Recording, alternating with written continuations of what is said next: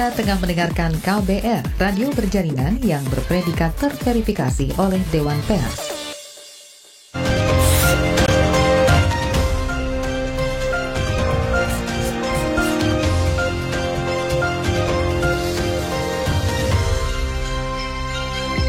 Ruang Publik KBR dipersembahkan oleh AHF Indonesia.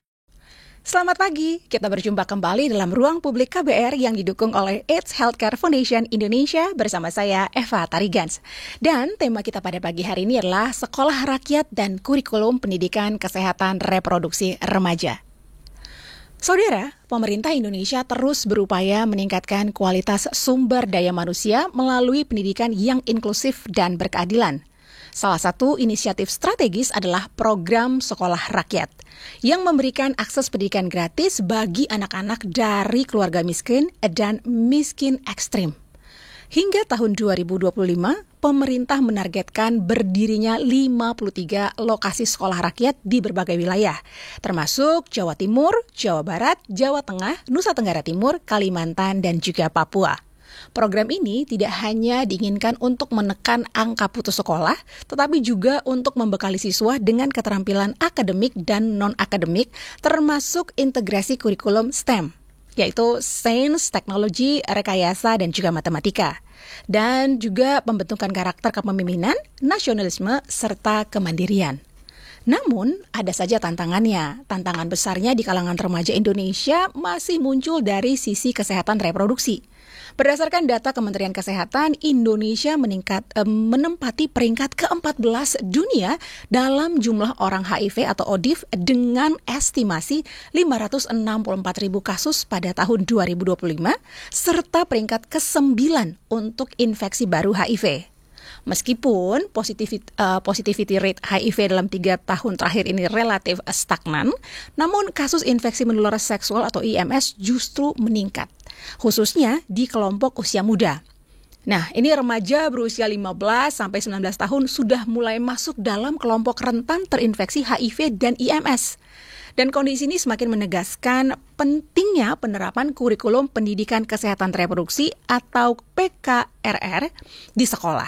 Dan kurikulum ini terintegrasi dalam beberapa mata pelajaran SMP dan SMA ya, dengan tujuan membekali remaja pengetahuan, sikap, dan juga keterampilan untuk hidup sehat, mencegah kehamilan tidak diinginkan, dan juga IMS, serta menumbuhkan perilaku bertanggung jawab. PKRR diharapkan mampu melahirkan remaja yang tidak hanya cerdas secara akademis, tetapi juga memiliki kapasitas sebagai agent of change dalam edukasi kesehatan reproduksi di lingkungan sebaya dan juga masyarakat luas. Di sini publik juga harus diajak ya untuk memahami keterkaitan antara akses pendidikan yang inklusif melalui sekolah rakyat dengan pentingnya edukasi kesehatan reproduksi remaja. Ini diharapkan dapat menjadi pondasi untuk membangun generasi sehat, cerdas, dan tangguh sekaligus mendukung target eliminasi HIV dan IMS di Indonesia pada tahun 2030. Ditambah lagi nih saudara, pada tanggal 11 Oktober 2025 nanti, ini akan diperingati sebagai Hari Anak Perempuan Internasional, di mana ini dirayakan untuk mengakui hak-hak anak perempuan dan tantangan unik yang dihadapi oleh anak perempuan di seluruh dunia. Dan kita akan berbincang lebih jauh soal itu, dan Anda juga bisa bertanya ataupun memberikan komentar melalui telepon bebas pulsa di 0800 245 7893 atau melalui WhatsApp di 0812 118 8181. Bisa juga melalui live chat YouTube KBR Media atau mention ke Instagram @kbr.id atau @ahf_Indonesia. Dan saudara, perbincangan ini juga Anda bisa simak di 50 plus jaringan radio di seluruh Indonesia dari Aceh hingga Papua. Anda juga bisa menyaksikan melalui live streaming via website kbr.id dan juga YouTube KBR Media. Dan pagi hari ini senang sekali Eva sudah ditemani oleh narasumber yang sungguh kece-kece sekali dan keren-keren sekali. Ada Ibu Endang Muriani selaku pekerja sosial ahli media dan juga Kepala Pokja Penanganan ODIV pada Direktorat RSKBK Kementerian Sosial. Selamat pagi Bu Endang. Oke. Pagi Mbak Eva. Oke. Halo. Dan juga dari Girls Act Indonesia ada Faranesha Sindari Sevianto. Halo, selamat pagi Faranesha. Pagi kakak. Aduh, senang sekali. Terima kasih loh sudah hadir di sini dan kita akan ngobrol-ngobrol pagi hari ini ya. Em, Mungkin Eva akan mulai dulu dengan Bu Endang dulu ya. Mungkin boleh dijelaskan secara singkat kepada para pendengar apa itu sebenarnya program Sekolah Rakyat dan kira-kira kementerian lembaga apa saja sih Bu yang terlibat di dalamnya? Silakan Ibu. Oke, makasih. Singkatnya begini ya. Saat ini kita fokus ke sekolah rakyat. Sekolah rakyat itu merupakan program nasional lintas kementerian. Tetapi Kementerian Sosial sebagai leading sektornya. Nah, siapa saja sih kementerian yang terlibat? Ada Kementerian Sosial itu sendiri, Kementerian PUPR, kemudian Kementerian Kesehatan, kemudian ada pemerintah daerah. Jadi ini tidak semata-mata urusan Kementerian Sosial saja, tapi urusan kita semua, baik pemerintah pusat, pemerintah daerah, maupun masyarakat pada umumnya. Nah, SR itu apa? SR itu sekolah dengan sistem asrama, atau sekarang mungkin dikenal dengan boarding school, yang 100% adalah sekolah ini gratis, tidak berbayar. Kemudian siapa sih yang target kita yang bisa sekolah di SR adalah mereka yang kategori keluarga miskin dan miskin ekstrim atau kita sebut klaster di desil 1 dan 2. Jadi mereka yang dianggap paling miskin yang bisa sekolah di sekolah rakyat. Kemudian mereka haknya apa saja? Satu, mereka bisa tinggal di asrama secara gratis. Mereka dapat makan, dapat tempat tidur gratis, makan, kemudian seragam, dapat buku-buku, dapat sepatu, kemudian boleh menggunakan fasilitas yang ada di sekolah tersebut secara gratis, misalnya fasilitas olahraga dan sebagainya. Kemudian makannya jangan lupa mereka juga mendapatkan makanan yang gratis juga. Selanjutnya, eh, siapa yang boleh sekolah di situ selain mereka yang memang kondisi miskin dan miskin ekstrim tentu dilakukan survei kunjungan ke rumah calon anak yang ingin sekolah dipastikan mereka memenuhi persyaratan. Sekolah ini sekolah unik, Mbak, jadi artinya tidak melihat hanya nilai rapot saja. Kalau sekolah pada umumnya yang dilihat kan nilai rapotnya, tapi ini adalah yang kita sasar adalah mereka yang miskin dan miskin sekali atau kita sebut miskin ekstrim.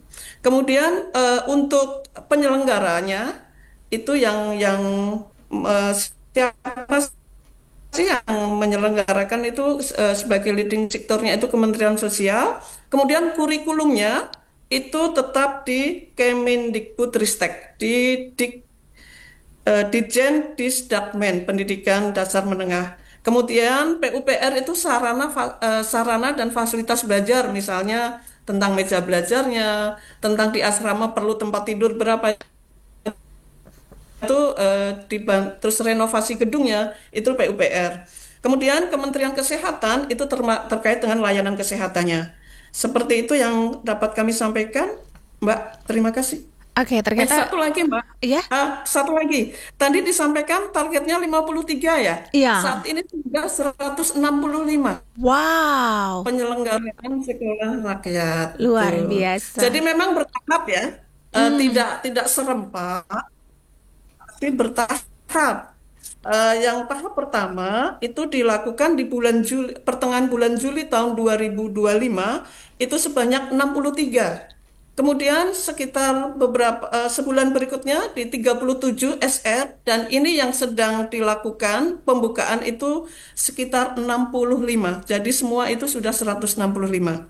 Kemudian Kementerian Sosial juga menyelenggarakan retreat atau pembekalan kepada guru dan kepala sekolah itu di Kemayoran sekitar bulan awal September. Selanjutnya saat ini dilakukan juga retreat terhadap wali asrama dan wali asuh. Sehingga membangun kebersamaan dan membangun semangat yang sama dalam mensukseskan sekolah rakyat. Demikian Mbak Eva. Wow, luar biasa Bu Endangnya. Ternyata kalau tadi target 53, ternyata saat ini sudah berjalan sampai seratusan lebih, begitu ya. 165. Betul. Dan ternyata ada banyak sekali kementerian yang terlibat di dalamnya. Tapi mungkin boleh dijelaskan kembali nih Bu, kira-kira peran dan posisi Kemensos dalam program ini kira-kira apa yang sudah disiapkan ataupun yang sedang dilakukan atau yang akan sedang dilakukan. Mungkin boleh dijelaskan kembali Bu Endang. Silakan. Oke. Kementerian Sosial sebagai leading sektor. Nah, kami itu punya sentra. Nah, sentra itu adalah UPT yang di bawah Kementerian Sosial. Nah, di UPT itu sudah lengkap semua. Misalnya asramanya ada, tempat belajarnya ada, sarana ibadahnya ada. Kemudian kalau memang menyelenggarakan pemberian makan kepada siswa atau murid itu juga ada dapurnya, ada petugasnya. Lengkap semuanya. Kemudian Kementerian Sosial itu juga menyiapkan juga memberikan bantuan untuk seragamnya. Ada seragam sekolahnya, seragam pramukanya. Kemudian memberikan tas, buku-buku, sepatu. Kemudian mereka juga di sentra itu, maaf di SR itu juga ada pekerja sosial, ada wali asuh, wali asrama, sehingga ketika isinya SR ini kan ada SR yang anak SD, SMP, SMA, tapi yang banyak memang levelnya di SMP, SMA. Jadi mereka itu tidak hanya untuk sekolah seperti sekolah umum saja, tetapi mereka ketika sore hari bisa juga didampingi oleh pekerja sosial ketika mereka mengalami hambatan atau mengalami penyesuaian ketika mereka di sekolah. Karena ini latar belakang siswanya kan macam-macam ya Mbak ya. Mereka adalah kategori keluarga miskin yang latar belakangnya itu beda-beda. Mungkin semangat sekolahnya ada, kalau sekolah umum jelas dukungan keluarga sangat besar. Kemudian anak-anaknya hampir sama cara cara semangat sekolahnya. Ini kan beda-beda. Jadi kita berikan motivasi agar anak-anak itu betah untuk tinggal di asrama. Intinya itu Mbak. Dan mau sekolah. Karena sekolah adalah hak dasar bagi anak-anak di seluruh Indonesia. Luar biasa sekali ya, dan mudah-mudahan ini bisa menyerap lebih banyak lagi anak-anak muda untuk bisa dapat menikmati pendidikan seperti itu ya Bu. Dah, mungkin sekarang saya mau ke Betul. Farnesha nih. Nah, Farnesha ini sebagai remaja ya, apakah kamu sendiri sudah tahu atau mungkin pernah dengar tentang apa sih itu kesehatan reproduksi remaja? Silakan. Oke, jadi kalau saya sendiri nih, saya sudah tahu terkait apa itu kesehatan reproduksi, karena sebelumnya saya juga join ke organisasi yang memang berkecimpung, khusus ke fokusnya itu adalah pemberdayaan perempuan, kesehatan reproduksi remaja, dan juga HIV/AIDS gitu, Kak. Jadi udah tahu ya kalau gitu. Jadi kayak emang sudah hal yang sudah dipelajarin juga karena bergabung di Betul. organisasi ya. Tapi kalau Farhanisha sendiri nih, apakah pernah mengalami atau mendengar cerita teman-teman terkait masalah kesehatan reproduksi? Misalnya masalah soal pubertas mungkin, menstruasi atau hal lainnya. Kalau saya sendiri sih dulu punya pengalaman yang bisa dibilang menakutkan ya Kak ya. Dulu saya pertama kali haid itu menstruasi itu di kelas 2 SMP. Lalu di bulan kedua, bulan ketiga, dan bulan keempat tuh nggak haid. Jadi saya nggak menstruasi selama 3 bulan. Hmm. Lalu karena saya juga takut bertanya ke orang tua dan sebagainya, saya pendam itu sendiri gitu loh. Lalu di bulan kelima akhirnya saya menstruasi kembali, namun menstruasinya beda pada menstruasi pada umumnya. Saya rata-rata menstruasi itu kan 3 sampai dengan 5 hari ya, rata-rata orang-orang mengalami menstruasi. Tapi ketika saat itu saya mengalami menstruasi itu selama 10 hari. Dan itu adalah menjadi ketakutan saya, takutnya tuh ada penyakit atau ada hal-hal yang terganggu gitu dalam tubuh saya. Kemudian datanglah periksa ke tenaga ahli, ke dokter. Namun ternyata dokter itu nggak ada diagnosis yang serius. Jadi dibilangnya itu adalah hal yang normal, wajar, karena saya juga tidak haid selama 3 bulan, lalu masih masa adaptasi dan juga ada perubahan hormon seperti itu. Jadi saya merasa lega di sana. Cuman kalau teman-teman itu ceritanya terkait pubertas mereka sih kebanyakan, karena cewek-cewek itu kan aware banget ya sama dandanan mereka, sama penampilan mereka. Jadi kalau teman-teman itu dulu banyak yang cerita ketika mereka sudah mengalami yang namanya pubertas, mereka itu mengalami jerawatan gitu. Jadi kadang mereka tuh sedih, kenapa malah jerawatan ya? Jadi ada perubahan-perubahan fisik yang membuat mereka tuh masih gundah merana gitu loh Kak. Ini Itu loh. aja.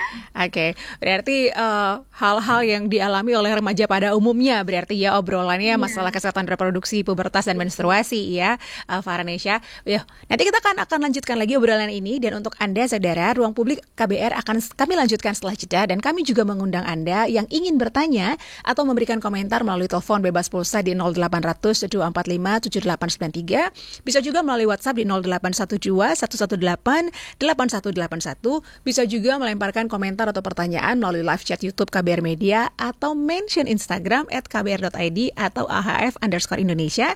Jangan lupa sertakan tagar #Ruang Publik KBR. Dan ingat, siaran ini juga bisa Anda dengarkan secara utuh melalui podcast kbrprime.id. Pilih Ruang Publik.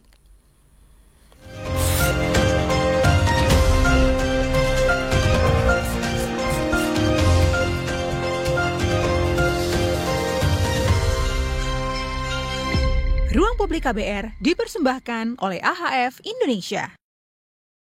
Aduh, gue sedih banget ya rasanya. Nggak tahu kenapa, kayak sedih banget gitu. Emang lo ngerasanya gimana? Ya pikiran gue tuh kayak nggak karuan aja gitu, kesana kemari. Terus pas lagi sedihnya tuh dapetnya yang bener-bener sedih banget. Itu udah 2 hari begini terus. Oke, kita coba tanya Mbak Google ya. Apa ya kata kuncinya? Oh, coba gini deh. Ciri-ciri orang depresi. Gitu kali ya. Wah, nemu nih. Ciri-cirinya sama banget kayak lo nih. Jadi, katanya nih, kalau lo sedih 2 hari itu... Disko, diskusi psikologi. Halo Warriors, gue Kevin di podcast Disko, diskusi psikologi persembahan Into the Light Indonesia. Hapus stigma, peduli sesama, sayangi jiwa.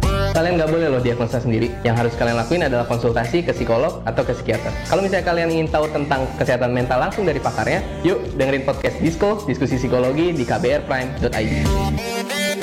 KBR Prime, podcast for curious mind. Transfer ke sini udah, bayar ini juga udah. Ke gue udah. Allah, pertumbuhan ekonomi tuh lagi melambat, persis kayak tabungan gue. Betul banget, harus matang ngelola keuangan. Pengennya tuh investasi sesuatu gitu ya. Apa gitu yang cocok dan menguntungkan? Coba dengerin Uang Bicara deh. Gue belakangan lagi dengerin podcast itu di KBR Prime. Reksadana yang tadinya 500 juta udah turun dari 250 juta sekarang 10.000. Sama kita ngopi, mahalan mana? Ketika itu ada keputusan yang kayak begitu, investor harus tahu gitu, oh ada keputusan ini berarti implikasinya apa? Orang mungkin perluas literasi kamu lewat podcast Uang Bicara. Uang Bicara menavigasi kamu dengan menghadirkan bahasan-bahasan seru dan populer mulai dari investasi sampai kebijakan. Dipersembahkan oleh KBR Prime dan bisa didengarkan di KBR Prime, Spotify, dan platform mendengarkan podcast lainnya. KBR Prime, podcast for curious mind. Ada kesedihan, air mata, dan trauma. Namun ada juga gelak tawa, bahagia, dan rasa bangga. Cerita kehidupan manusia adalah perjuangan dan pembelajaran. Pertanyaan dibalik itu secara psikologi, apakah dia punya niat membunuh? Kan belum tentu. Saya kaget ketika ada konflik sesama orang Madura sendiri mengatasnamakan aliran keagamaan. Sejak itu, warga Syiah harus mengungsi sampai sekarang. Untuk kehidupan saya pada waktu itu aja nggak menentu kan. Boro-boro mikirin untuk perpustakaan gitu. Saga, cerita tentang nama, peristiwa, dan fakta. Liputan khas KBR ini telah memenangkan berbagai penghargaan nasional dan internasional. Anda sedang mendengarkan program Saga Produksi KBR. Simak di program Buletin Pagi pukul 6 waktu Indonesia Barat, Buletin Sore pukul 16 waktu Indonesia Barat, dan KBR Pagi pukul 7 waktu Indonesia Barat. Dengarkan Saga di radio jaringan KBR di Nusantara atau streaming di kbr.id. Saga juga hadir dalam bentuk podcast di kbrprime.id. KBR, inspiratif, terpercaya.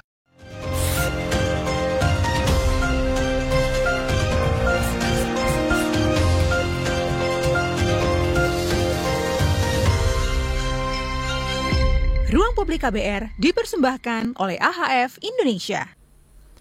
Anda masih menyimak Ruang Publik KBR yang didukung oleh AIDS Healthcare Foundation Indonesia. Dan tema kita pada pagi hari ini adalah Sekolah Rakyat dan Kurikulum Pendidikan Kesehatan Reproduksi Remaja. Ruang Publik KBR bisa Anda simak di 50 plus radio jaringan KBR di seluruh Indonesia dari Aceh hingga Papua. Anda juga bisa mendengarkan melalui live streaming via website di kbr.id dan juga YouTube KBR Media. Kami juga mengundang Anda yang ingin bertanya atau memberikan komentar melalui telepon bebas pulsa di 0800 245 7893 atau melalui WhatsApp juga bisa di 0812 118 8181 atau melalui live chat YouTube KBR Media Dan Anda juga bisa mention ke Instagram @kbr.id dan juga ke @ahf_Indonesia. Dan sekarang kita masih bersama narasumber kita. Dan mungkin sekarang ini saya ingin bertanya kepada Bu Endang kali ya, Bu.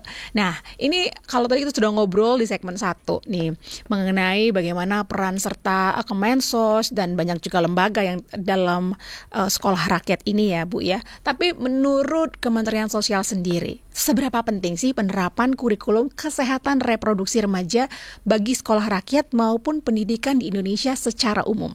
Silakan, Bu. Oke, makasih Mbak Eva. Menurut saya, kebetulan saya memang menangani orang dengan HIV, ini sangat penting. Nah, karena masa sekolah rakyat ini adalah mereka tinggal di asrama, yang dalam 24 jam mereka tinggal di asrama, walaupun terpisah asrama putra dan asrama putri. Kemudian, mereka adalah masyarakat miskin. Dan sebagian besar masyarakat dengan tingkat kemiskinan ekstrim yang mungkin mereka itu belum mendapatkan edukasi tentang kesehatan reproduksi, apalagi tentang penanganan HIV.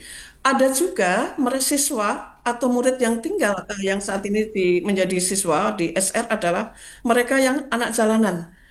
Bisa dibayangkan kerasnya kehidupan di jalanan dan mereka sekarang menjadi siswa yang harus tinggal di asrama. Itu luar biasa perjuangan para wali asuh, wali asrama, dan bapak ibu guru. Belum tentu mereka itu bisa betah ya. Makanya itu diupayakan agar mereka bisa betah tinggal bersama dengan teman-temannya. Itu adalah tantangan besar bagi wali asuh, wali asrama, dan teman-teman semua SDM yang ada di sekolah rakyat. Kemudian mereka usia sekolah rentang antara usia saat ini banyak di kami itu yang level SMP SMA usia 15 sampai 19 tahun. Ini gejolak kaula mudanya seperti apa yang kita bayangkan. Sedangkan saya aja pernah jadi remaja tapi di zaman dahulu. Itu aja sudah mungkin gejolak-gejolak yang dialami oleh remaja begitu dahsyatnya, apalagi sekarang.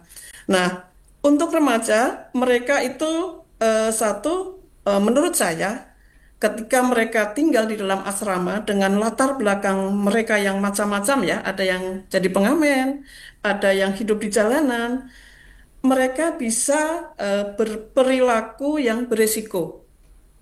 Itu bisa jadi mereka mungkin ya, tidak semua karena kami belum melakukan penelitian, mungkin pernah mengalami perilaku menjadi pelecehan, atau korban kekerasan, atau menjadi pelaku, bisa jadi, atau mereka sebagai pengguna narkoba. Memang belum pernah dilakukan penelitian. Kita mengantisipasi hal-hal itu, supaya tidak terjadi di lingkungan SR kami. Kemudian, usia remaja itu usia pubertas. Nah, belum semua remaja mendapatkan pendidikan tentang reproduksi seksual. Kemudian bagaimana cara mengelola atau memelihara kebersihan ketika kita remaja mengalami menstruasi. Kemudian ada lagi banyaknya mitos ya. Kalau remaja misalnya sudah mengalami menstruasi, konon katanya kalau berenang di dalam kolam renang yang sama dengan remaja cowok nanti bisa hamil. Itu yang saya alami zaman dulu. Tentunya mungkin saat ini remaja sudah lebih cerdas ya. Tetapi bagaimana supaya mereka terhindar dari perilaku seksual yang berisiko. Kita pastikan mereka itu aman di sekolah rakyat, jangan sampai terjadi hal-hal yang tidak diinginkan, misalnya karena mereka tinggal dalam satu asrama, walaupun diawasi oleh wali asuh atau wali asrama, tidak menutup kemungkinan mereka melakukan perilaku yang beresiko. Tentunya hal ini pentingnya dilakukan edukasi supaya mereka tidak melakukan hal-hal yang beresiko.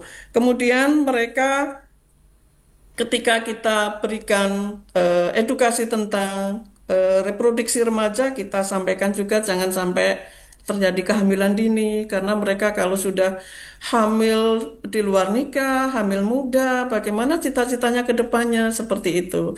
Nah, sekali lagi dapat kami sampaikan bahwa dengan adanya SR, kita harapkan dapat memutus rantai kemiskinan antar generasi melalui pendidikan berkualitas. Kemudian di kurikulum tersebut juga perlu, menurut saya sangat perlu, itu tentang bagaimana mencegah kehamilan, kemudian pendidikan reproduksi remaja, baik itu remaja laki-laki maupun perempuan, bagaimana sih memelihara kesehatannya, bagaimana mengganti, maaf ya, pembalut dan sebagainya. Nah, hal-hal ini banyak remaja yang tidak mendapatkan informasi ini dari lingkungan terdekatnya, dari orang tuanya kah, atau dari guru, karena sebagian masih menganggap hal ini masih tabu untuk dikomunikasikan. Kemudian kita juga perlu memberikan informasi tentang penyakit menular seksual lainnya. Jangan sampai mereka menjadi korban atau pelaku. Kemudian bagaimana membangun mereka hidup yang sehat. Walaupun mereka tinggal di asrama, bagaimana mereka bisa berteman, bersahabat dengan lawan jenis tapi secara sehat. Kemudian kita berkeinginan agar remaja berani melaporkan atau berani berkata tidak jika mereka mengalami pelecehan atau mengalami kekerasan seksual. Jadi menurut saya pendidikan reproduksi itu sangat penting karena reproduksi itu tidak hanya belajar tentang seks, tapi membekali remaja agar mempunyai pengetahuan, perilaku sehat, mampu melindungi dirinya dan lingkungannya serta bertanggung jawab atas masa depannya. Demikian dari saya, Mbak Eva. Sangat lengkap sekali ya, dan bahkan Ibu juga sudah menyinggung tadi ada beberapa materi-materi yang relevan yang dibutuhkan oleh remaja saat ini, karena sejujurnya memang banyak juga remaja yang belum mengerti ataupun mungkin abai terhadap informasi-informasi tadi. Tapi dari Kementerian Sosial sendiri, apakah ada strategi khusus nih dalam berkolaborasi mungkin dengan Kemenkes, NGO, dan mungkin komunitas lokal untuk memperkuat kurikulum kesehatan reproduksi di sekolah rakyat, Bu? Oke, terima kasih. Sekolah rakyat ini baru berjalan di pertengahan Juli ya, pertengahan Juli 2025. Memang kami belum pernah melakukan penelitian, tetapi kami berpikir upaya pencegahan atau edukasi tetap harus dilakukan. Nah, salah satunya kami sedang menyusun panduan teknis edukasi pencegahan HIV di SR. Kemudian kami juga melakukan pertemuan waktu itu kalau tidak salah di Banyuwangi, tapi bukan saya, tapi Pak Direktur dan jajaran menyelenggarakan untuk mengedukasi pencegahan nafsa itu di SR. Kemudian rencana kami juga akan melakukan edukasi untuk pencegahan HIV di SR. Memang sedang kita rumuskan, kami juga sudah mengundang beberapa lembaga yang menangani HIV, kemudian kami juga mengundang AHF untuk memberikan pencerahan atau informasi yang lebih lengkap tentunya tentang penanganan HIV yang di sekolah rakyat. Oke, terima kasih Bu untuk jawabannya. Mungkin sekarang saya ke Farhanisha nih ya. Kamu juga mewakili remaja, terus juga bergabung dalam komunitas lokal. Nah, biasanya nih kalau kamu sendiri nih, itu dapatkan pengetahuan soal kesehatan reproduksi ini dari mana? Apakah dari sekolah, orang tua, teman, internet, atau justru dari komunitas? Silakan. Oke Kak, jadi kalau dulu waktu SD tuh sebenarnya Nesha tuh bingung banget. Gimana sih sistematis menstruasi pubertas itu apa, terus gimana sih anak itu bisa hadir, bahkan saya bertanya-tanya kayak gitu. Cuman ketika nanya ke orang tua, jawabannya pasti hal-hal basic yang pakai adonan apa segala macam gitu loh Kak, dan itu hal yang tidak menjawab rasa keponya anak-anak sebenarnya kan. Betul. Jadi dulu saya punya teman, dia tuh anak yang cukup pintar waktu saya kelas 5 SD. Dan saya tanyakan semua hal ke dia tentang hal-hal yang saya kepoin, tentang menstruasi itu bagaimana kita harus bersikap ketika menstruasi itu datang, kayak gitu misalnya. Apa yang kita rasain ketika kita mengalami pubertas, kayak gitu. Kebetulan dia juga menstruasi lebih awal gitu. Dan dia ngejawab semua hal. Jadi pendidikan pertama Nesha tuh malah dari teman sebaya gitu. Makanya Nesha juga yakin bahwa pendidikan yang terbaik dan juga gampang dimengerti dapat diterima oleh anak-anak itu juga dari teman sebayanya kayak gitu. Terus kemudian di SMP itu Nesha juga dapat pendidikan dari MAPEL, mata pelajaran itu ada yang namanya setara. Jadi Nesha belajar di sana, terus di SMP juga ada ekstrakurikuler namanya KSPAN. kelompok siswa peduli AIDS dan narkoba. Di sana juga gurunya menjelaskan secara detail gitu. Kebetulan dulu Nesya di SD-nya itu cukup di pelosok ya, di desa anggapannya. Dan SMP-nya saya di kota, SMP, SMK saya di kota. Jadi saya juga bisa merasakan nih perbedaan pendidikan kesehatan reproduksi antara kota dan SD gitu Kak. Memang belum merata menurut saya. Lalu di SMK saya kembali join ke organisasi, jadi saya lebih tahu, banyak belajar lebih dalam terkait topik ini gitu Kak. Tadi kalau Nesya sebutkan bahwa ada mapelnya ya, tentang pelajaran khusus pembahasan tentang kesehatan reproduksi ini ya. Tadi setara kalau saya nggak salah dengar ya. Itu bagaimana cara penyampaiannya?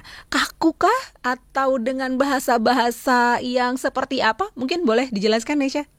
Oke, jadi kalau di SMP dulu saya ada guru yang memang dia itu pembina KS-PAN juga. Kebetulan dia juga yang mengajar materi ini gitu. Dan interaktif banget sih Kak pembelajarannya, nggak yang terlalu kaku atau apa. Karena menurut saya di topik yang cukup berat sebenarnya dibawakan untuk anak muda ya. Takutnya nanti malah menjurus ke hal yang negatif. Tapi guru saya itu membawakan dengan hal yang interaktif, dengan games.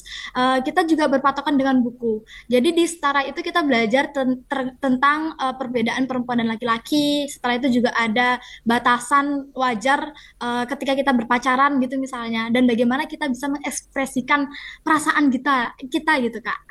Oke, baik. Ini kayaknya makin seru nih obrolan kita. Nanti kita akan lanjut. Dan juga untuk Anda, saudara yang sudah memberikan komentar ataupun pertanyaan, nanti kita akan bacakan. Dan mungkin yang masih ingin memberikan komentar ataupun bertanya, boleh melalui telepon bebas pulsa di 0800 245 7893 atau melalui WhatsApp juga bisa di 0812 118 8181, melalui live chat YouTube KBR Media atau mention Instagram juga bisa. Jangan lupa sertakan tagar Ruang Publik KBR. Baiklah, Ruang Publik KBR akan kami lanjutkan setelah jeda berikut ini.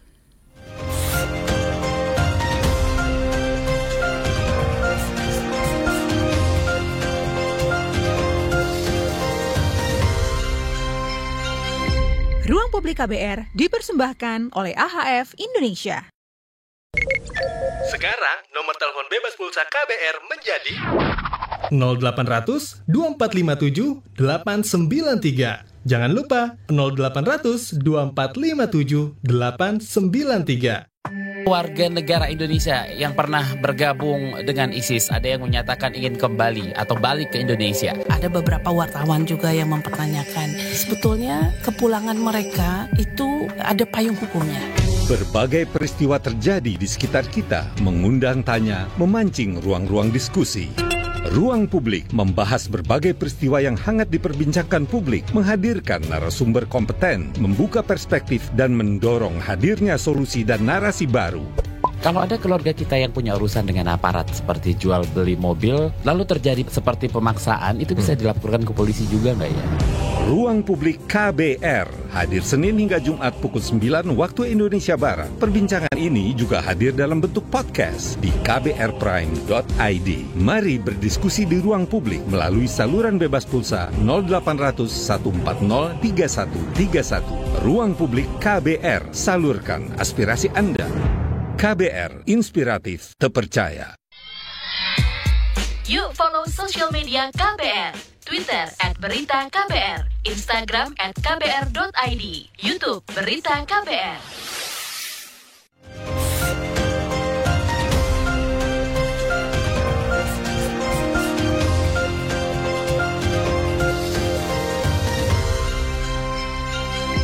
Ruang Publik KBR dipersembahkan oleh AHF Indonesia.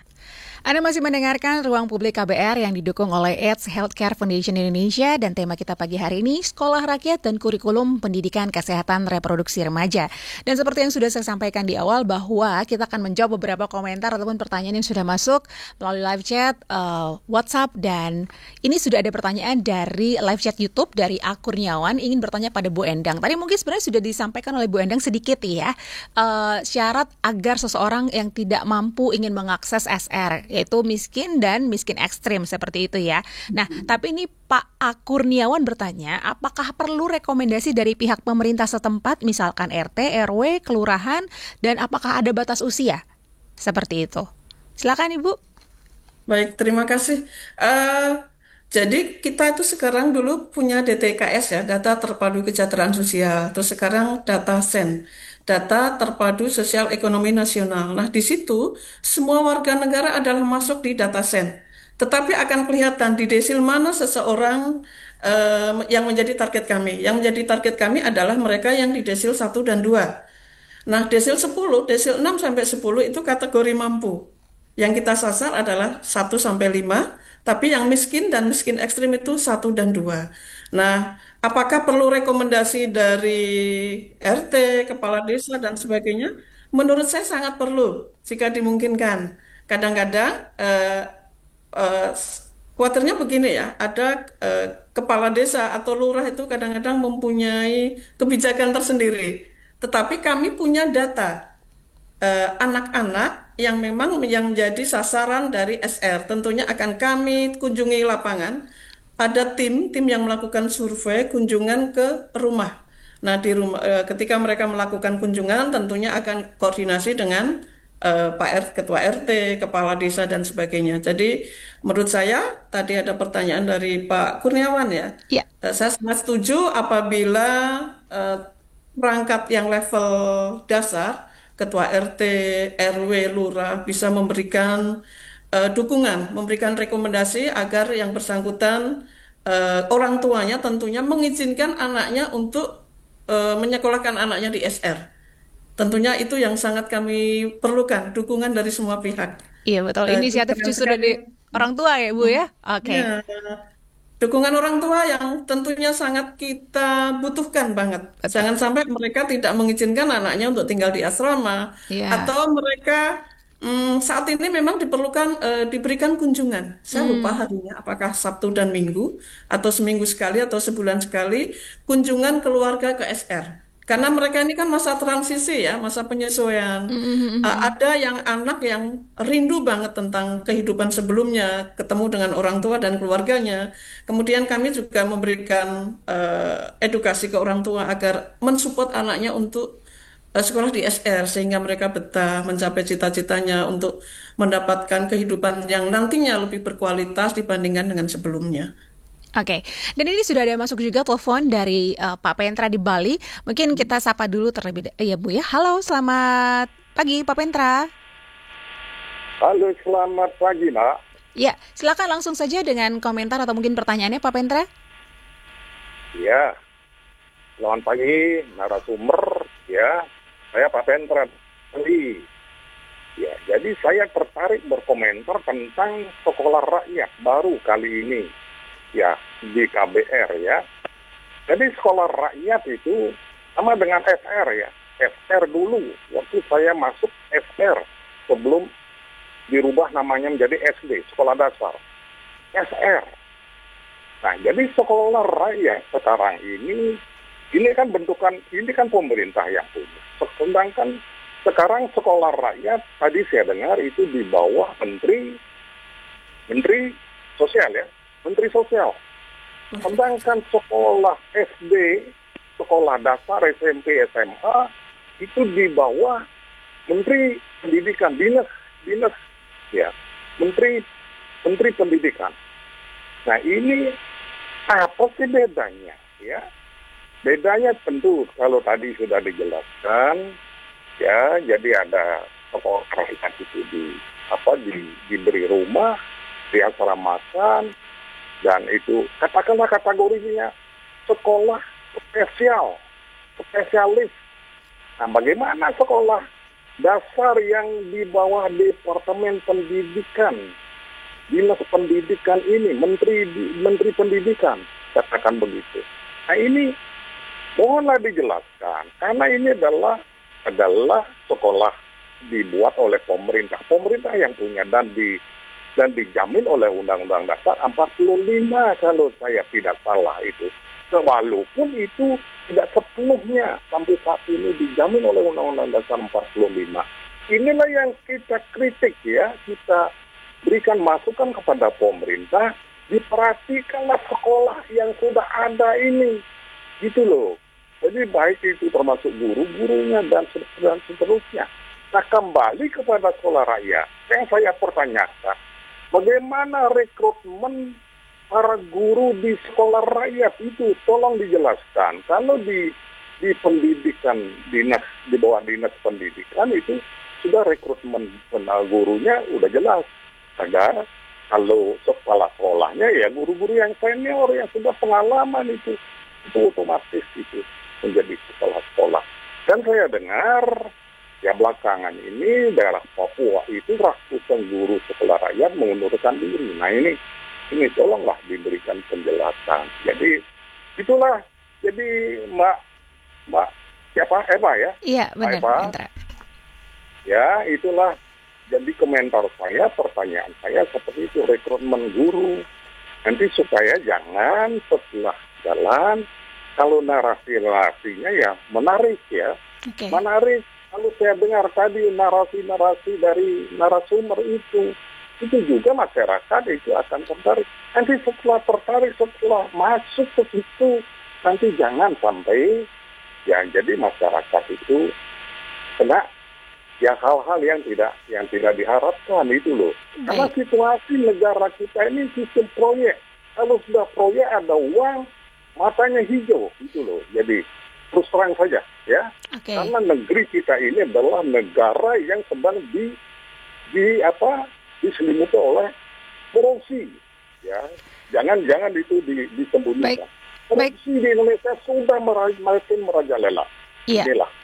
Terima kasih Pak Pentra untuk komentar dan juga pertanyaannya. Mungkin boleh langsung dijawab.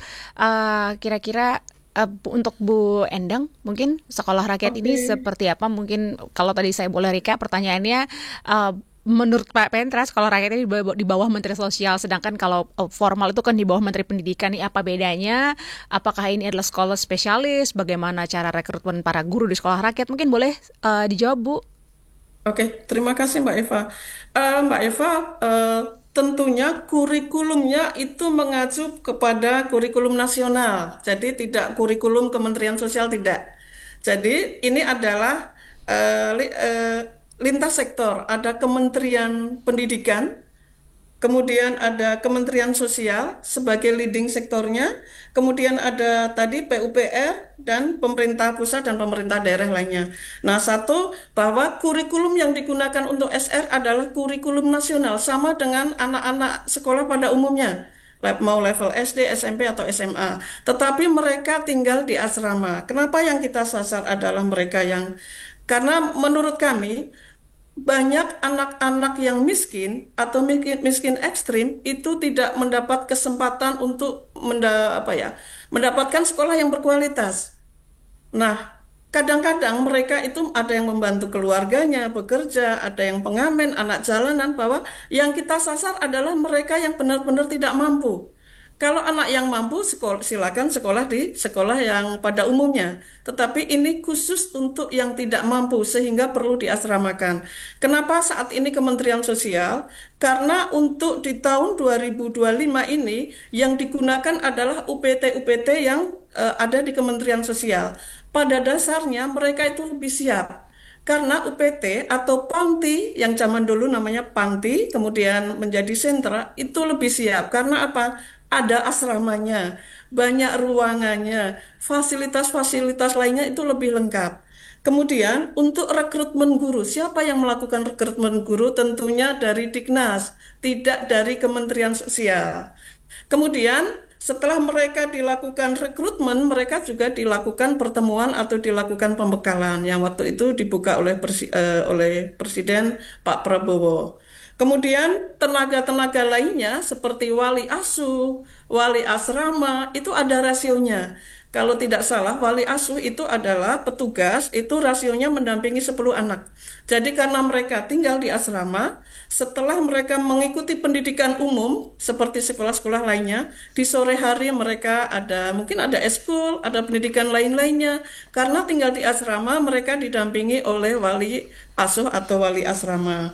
Kemudian bagaimana penggunaan anggaran dan sebagainya, tentunya kami akan diaudit oleh audit internal maupun audit eksternal. Bisa BPK, BPKP, KPK, dan sebagainya. Itu yang mengaudit kegiatan SR. Seperti itu Mbak Eva. Oke, terima kasih untuk jawabannya Ibu. Dan mungkin sekarang ini ada satu pertanyaan lagi di live chat YouTube dari Aeva Changs untuk Farhanesia nih.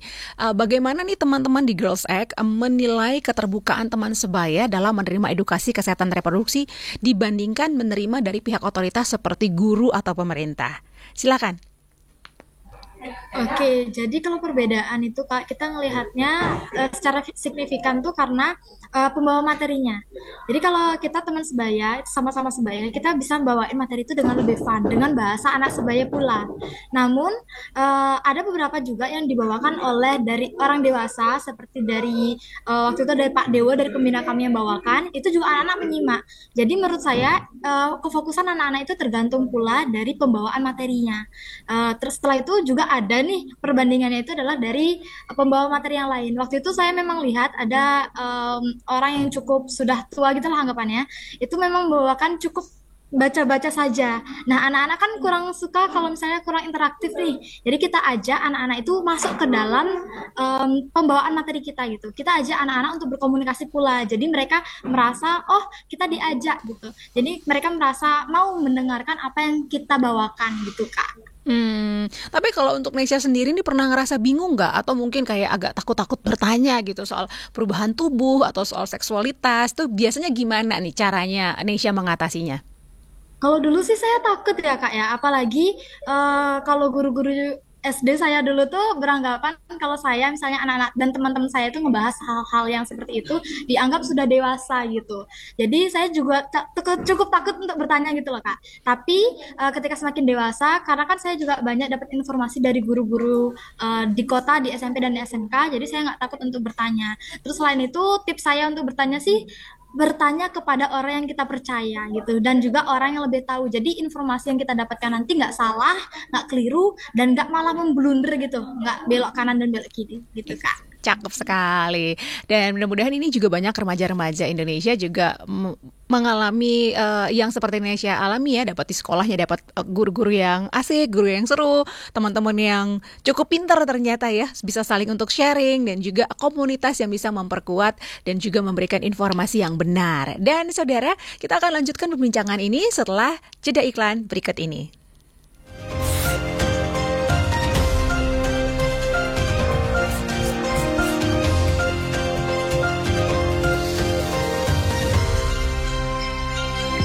Ruang Publik KBR dipersembahkan oleh AHF Indonesia. Come on yo, buat yang sukanya berhoax, you better listen to this one. Check this one out yo. Hati-hati kalau baca kabar hoax, jangan langsung disebar kabar yang hoax. Kalau mau tahu kabar benar atau hoax, dengerin cek fakta yang pasti bukan hoax. Dengerinnya setiap Senin yang jelas bukan hoax. Cuma ada di kbrprime.id dan aplikasi podcast lainnya. Hoax. Sudah cukup hoaxnya? Hoax. Cukup. Jaga emosi, tahan jari, verifikasi sebelum dibagi. Saya Aribowo Sasmito, Ketua Komite Pemeriksa Fakta Mafindo. KBR Prime, podcast for curious mind. Wah, udah hampir jam 5 nih. Ketinggalan perspektif baru lagi. Waduh, dengerin dulu ah. Sekian. Nah, kan ketinggalan lagi deh. Nih ya, biar gak ketinggalan seperti saya, dicatat dong tayangnya setiap Jumat jam 4:30 sore. Masih bersama Wimar Witular di seluruh radio jaringan KBR dari Aceh hingga Papua. Diingat ya, biar gak ketinggalan seperti saya. KBR, inspiratif, terpercaya. Love Buzz episode Budi Winawan bicara arti puisi baginya. Puisi itu safe space ya. Jadi kayak kita kan kalau misalnya punya masalah itu sekarang kecenderungannya curhat kalau nggak ada temen ke medsos kan, dan curhatnya apa adanya gitu, kayak ranting random gitulah. Cuman kan kalau kita ranting random di internet itu kan ngundang komentar yang kita kadang nggak siap untuk menghadapi gitu, untuk ngerespon, atau malah bikin keadaan kita jadi memburuk gitu kan. Gue kan juga puisinya ada yang temanya queer kan.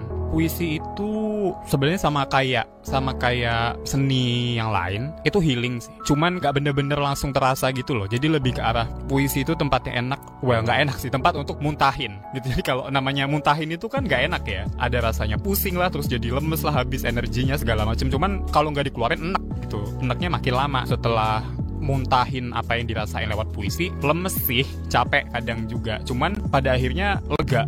Simak selengkapnya di kbrprime.id atau di aplikasi podcast lainnya. KBR Prime, podcast for curious mind.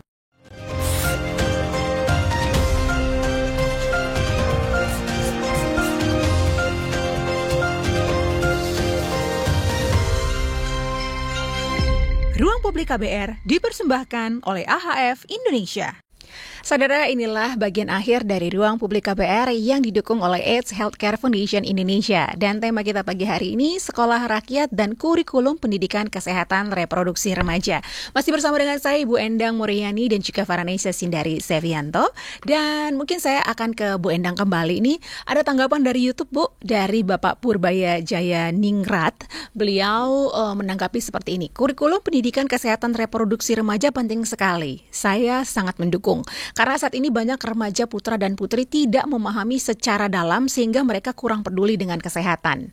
Oke, dan mungkin sejauh ini Bu, dari pengalaman Kemensos sendiri ya, masalah kesehatan reproduksi ini apa sih yang sebenarnya paling sering ditemuin di sekolah-sekolah, khususnya di sekolah rakyat? Oke, sekali lagi sekolah rakyat ini kan baru berjalan di bulan Juli ya. Iya, betul. Memang masih baru, tetapi informasi teman-teman di lapangan itu juga perlunya diberikan pembekalan untuk menjaga kebersihan diri ya, terutama kepada remaja putri yang mereka mereka menstruasi, bagaimana cara untuk menjaga kebersihannya, bagaimana membuang pembalut dan sebagainya. Kemudian bagaimana, karena mereka itu kan tinggal di asrama yang 24 jam selalu bersama-sama. Mereka harus bisa untuk tidak melakukan perilaku seksual yang berisiko dan sebagainya. Mungkin kalau berteman seperti yang disampaikan adik kita Farah tadi, bagaimana menjalin pertemanan antara laki-laki dan perempuan, karena tidak bisa dipungkiri usia sebegitu itu usia yang mencari identitas diri ya.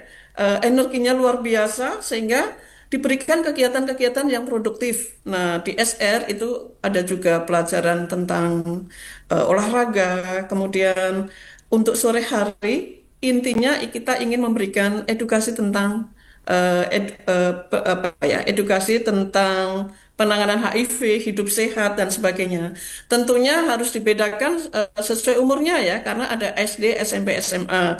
Kemudian untuk SD kemungkinan lebih banyak melalui lagu, melalui tarian dan sebagainya, gerak-gerak dan lagu. Kemudian untuk SMP, SMA mungkin sudah bisa dikenalkan itu tentang bagaimana itu hubungan seks berisiko, kemudian kehamilan dini, kita melalui poster, gambar, dengan bahasa yang mudah dipahami dan disesuaikan dengan usia mereka. Sehingga pesan yang kita inginkan itu sampai seperti itu. Oke, dan mungkin boleh di-sharingkan juga Ibu, kira-kira apa sih ini sebenarnya harapan Kemensos terhadap implementasi kurikulum kesehatan reproduksi remaja ini, dan kira-kira langkah tindak lanjut apa nih yang segera perlu kita lakukan? Kebetulan sekali kita sedang menyusun kurikulum pencegahan atau edukasi tentang penanganan HIV yang untuk sekolah rakyat, untuk anak-anak yang di sekolah rakyat. Nah, dalam penyusunan, seperti yang saya sampaikan tadi, kita sesuaikan dengan level umurnya. Kami tidak menyusun sendiri, tapi kami juga dibantu oleh ada unsur AHF, ada lembaga-lembaga yang memang menangani HIV yang lebih ahli. Kemudian kami juga tentunya ingin mendapatkan dukungan dari Kementerian Kesehatan karena mereka yang lebih paham secara detail ya tentang reproduksi, alat-alat reproduksi seperti apa dan apa yang harus dilakukan. Kalau kami karena sekolah rakyat tentunya pendidikannya, edukasinya masih bersifat umum. Kemudian yang pasti kami tekankan agar mereka itu paham gitu, bagaimana cara mereka berkata tidak berani menyampaikan pendapat atau mengadu ke tempat yang lebih tepat apabila mengalami pelecehan atau kekerasan seksual. Kemudian sekali lagi karena mereka usia rentan ya, usia 15 sampai 19, itu usia yang sangat rawan, kita berikan edukasi tentang pencegahan perilaku berisiko. Seperti itu, utamanya menurut saya seperti itu. Kalau kesehatan, kebersihan dasar dan sebagainya, tentu sebagian besar mereka sudah mendapatkan edukasi itu. Tetapi ketika perilaku berisiko, kemungkinan ada yang pernah mendapatkan edukasi tentang itu dan tentunya menurut saya banyak yang belum mendapatkan informasi secara tepat tentang hal tersebut. Jadi yang disampaikan Mbak Farah, karena saat ini beliau masih remaja ya. Kalau saya kan remajanya sudah lewat ya. Beda remaja di zaman saya dulu dengan remaja zaman sekarang tantangannya tentunya berbeda. Betul sekali. Dan informasi yang diperoleh juga berbeda. Kalau dulu kan kebanyakan mitos ya. Betul.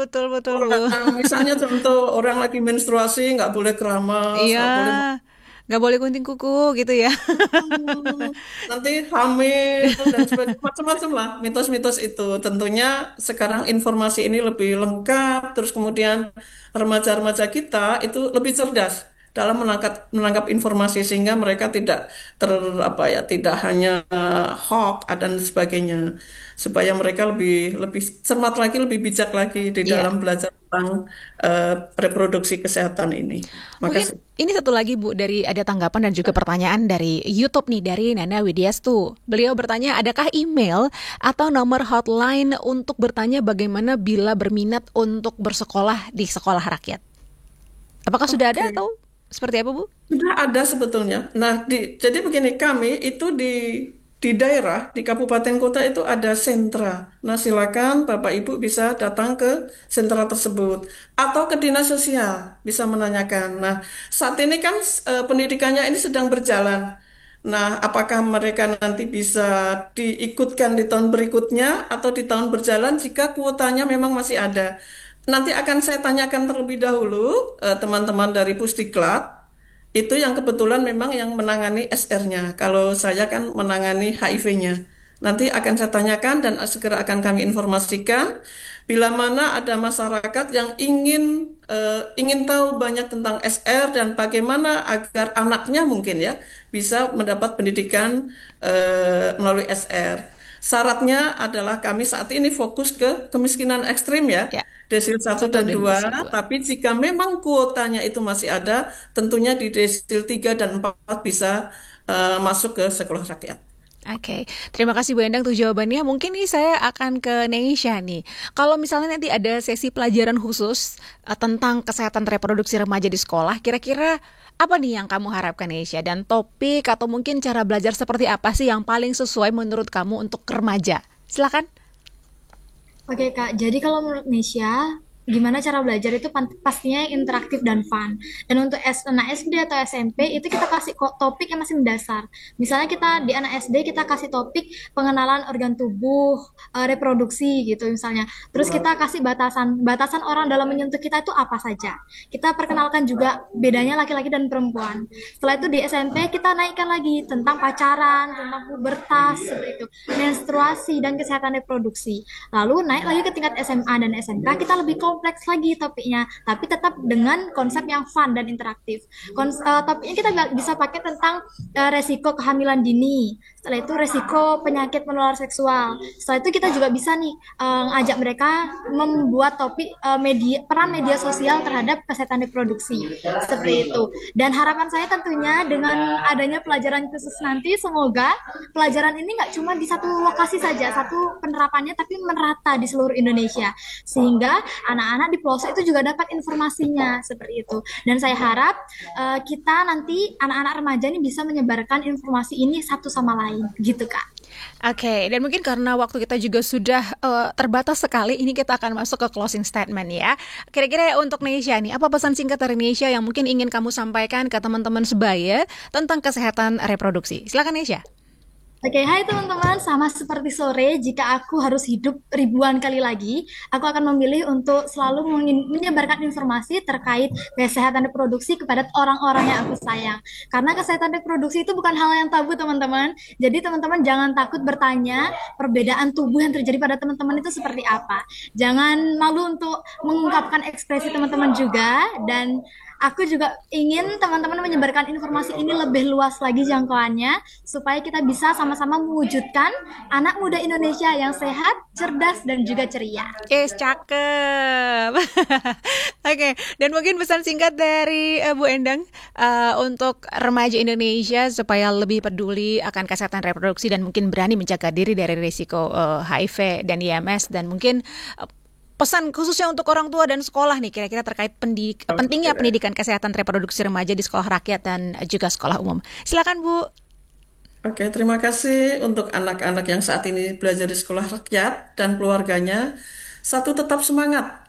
Pendidikan itu sangat penting karena itu sebagai sarana kita untuk belajar bagaimana kita bergaul, kemudian menghadapi masa depan dengan penuh optimis, kemudian manfaatkan sebaik-baiknya kesempatan untuk di SR. Karena ini adalah sekolah yang berkualitas dengan pendidikan gratis dari pemerintah.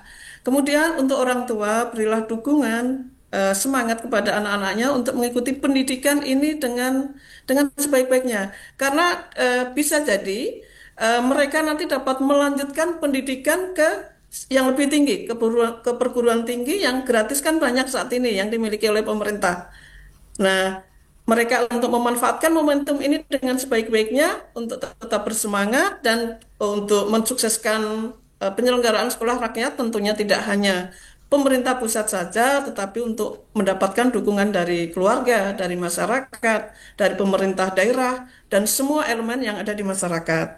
Kemudian terkait kesehatan reproduksi sangat penting, hati-hati di dalam menjaga diri kita. Kemudian tidak ada yang salah dengan pubertas. Semua orang pasti mengalaminya. Yang penting adalah bagaimana anak-anak semua itu mampu menjalaninya dengan bijak, seperti itu.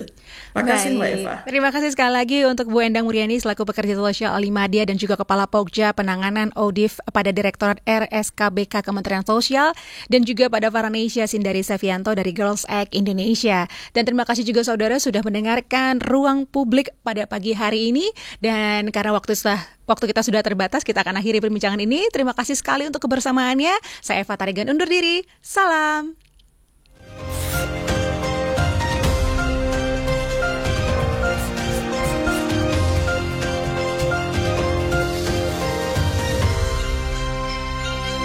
Ruang Publik KBR dipersembahkan oleh AHF Indonesia. Anda tengah mendengarkan KBR, radio berjaringan yang berpredikat terverifikasi oleh Dewan Pers. Anda tengah mendengarkan KBR, radio berjaringan yang berpredikat terverifikasi oleh Dewan Pers.